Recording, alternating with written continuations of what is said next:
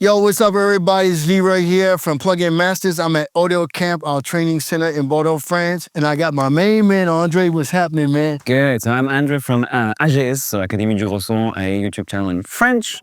Not going to be much help to you, all PluginsMasters people. But anyway, we're here to record some bass. Today we're going to be recording something on a track that I brought where we already have some synth bass. It's really cool. But we thought with my artist, like, okay, let's add something a little bit felt, a little bit, you know, finger style bass. So we're gonna try to use that beautiful Avalon behind you. And I was thinking, who better to ask than Leroy Chambers to give me a beautiful big bass sound. All right. So we're gonna do that, and yeah, let's jump to it. Let's go. Let's go. Okay, so you know what? Andre here, he's got a track that he's producing. This is insane. I really love what he's doing. And Andre, what are you interested in? What are you looking for? Yeah, so I love to get a bass track to sit and layer over a existing Moog track. Okay, that's right. nice. A synth that was played, and I was like, okay, this sounds cool, but I would like something with a little bit more texture to it. I thought, okay, the nicest thing for me would be just play bass. That's my main instrument.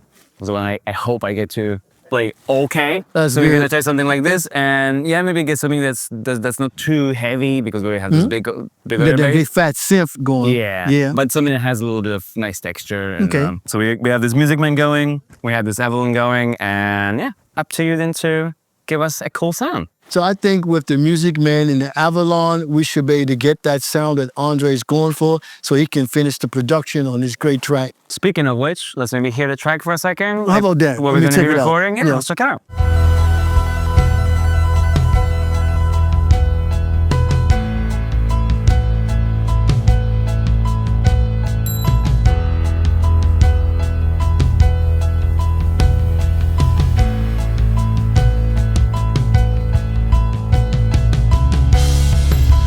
So the part is going to be something like this. Very simple.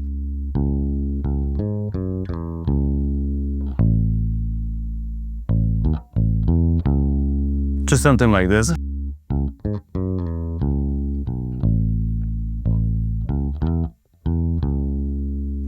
Very simple, very basic, just to give a little bit extra movement. But you know, the bass actually sounds naturally nice to me already, but it's going through the Avalon right now. So the Avalon is creating those tubes, those fat tube sound, just in case we just want to EQ it like it is, or even if we want to reamp it, both ways work really good. Let's get to it. Okay, so everybody, this is one of my favorite preamp compressor EQ for recording bass. Now you got to think about this. This is not your traditional compressor. This is actually a preamp. So you got your preamp section, you have your compressor section, your EQ section, and your output. 4 fat, nice tubes, right? To give you that fat sound. A lot of energy. What would you do? I'm just gonna play this little riff. Yeah. In a loop, right? Yeah, thank you. Let me listen to that. Okay, so the first thing is, I know what the frequency is. That frequency is, he's playing a C sharp minor. That's his scale, pretty much. And that C sharp minor is in a certain frequency. It's around about 60 hertz right here. And that's where I'm gonna focus in on when I start doing the EQ. Okay, so here we go. Let's take a look at this. Here's the preamp section. To be honest, nothing special is going on here, just input. Now, that tube is really nice, right? I'm not gonna use none of the other functions like filters. I don't need phantom power, no phasing, none of that stuff. The next section is where the business is, okay? I am looking right now at the meter of the preamp, but I'm gonna click that on, and then now that's the compressor I'm looking at. But the compressor is not activated. I'm gonna click this button here, and the compressor is activated. The key to this is I don't want a lot of compression. I just want 2 to 3 dB of gain reduction, just a small amount, because Andre has already told me that he's gonna recompress it again inside his mix, right? And that's his job. But I have to make sure that I respect his production decisions, right? I'm gonna see, that's the compressor, the threshold. My threshold and compressor's already been set up. I like what I got. The only problem right here is this release has to be fast, because he's playing pretty fast. He's playing some 8th notes, some 16th notes every now and then, okay? The attack, we're gonna put that kind of modest, like in the middle, nothing too extreme. Release fast, attack kind of in the middle, compression, the threshold is meeting, and you can see right here that Andre's playing. We can compress a little bit more.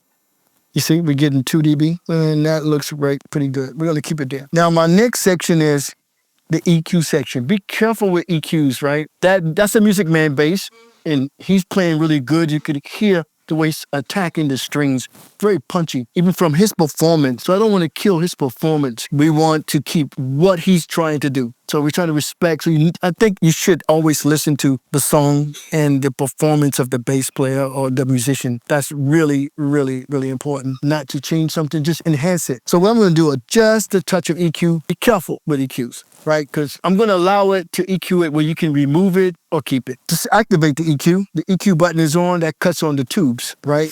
And you can see here, I'm going to go to 60 hertz. That's where that C sharp bass note is. And I'm going to boost that just 2 dB. Fatten it up. So it's a warm sound, just like the 1073. Nice boosts on those really sound uniquely good. I'm going to go to the mids, and you can see at 350, I'm going to scoop a little bit of that out, just 2 dB. Just a little bit of scoop out of that, just to clear up the fingers, his punching. He wanted to be very punchy to coincide with the bass synth. Also here, I'm going to put a little bit of that high mids, just a touch right there, 1K. And then I'm going to put a little bit of 2 dB. Let's go to 10 kilohertz right there. And that might give us a little bit more attack. And also, it's just a small amount that allows Andre to create something in the mix if he don't like it, if he does like it, activating those tubes. The output is being the amount that's being sent to Pro Tools. And you get the beautiful, great sound of the Avalon, mixed up with a great bass player with a great song, huh? And that's it. And that's it. All right. Shall we record this? Yeah. Here we go.